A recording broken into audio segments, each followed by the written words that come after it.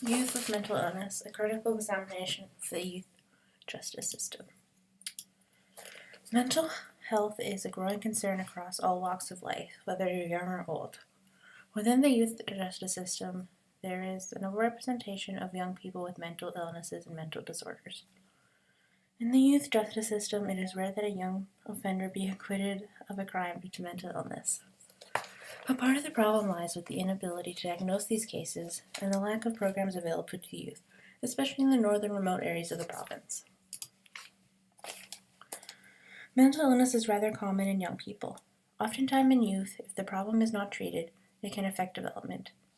The Canadian Psychiatric Society offers a few warning signs of youth mental illness: a drop in school performance, increased alcohol and drug use, change in sleep and eating habits, withdrawal from friends and family, low energy levels, and thrill-seeking, to name a few. The most common mental illnesses found in youth are anxiety disorders, attention deficit, hyperactivity disorder or ADHD, depression, bipolar disorders, eating disorders, schizophrenia, psychosis, and suicide. Section 34 of the Youth Criminal Justice Act lays out the mental health part of the Act. A young person can only be assessed if it is required by the court and the results must be reported. The court has reasonable grounds to believe that a young person may be suffering from a physical or mental illness or disorder, a psychological disorder, an emotional disturbance, a learning disability, or a mental disability. Then they are allowed to assess the young person. Mental health touches the justice system in many different ways, whether it's with police contact, the first appearance in court, the trial, the sentencing, or the community. There are many chances for intervention and treatments for people with suffering from mental health that are involved in the justice system.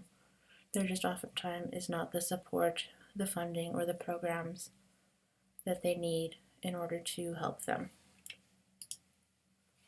Some changes that need to be made to the criminal justice system for both youth and even the adult system is staff need more training to deal with inmates who have mental health problems. Within the justice system, there's also a lack of funding for the mental health department and an inadequate screening and assessment for those who are suffering. In the United States, there is a Department of their Health government function that is called the Substance Abuse and Mental Health Services Administration.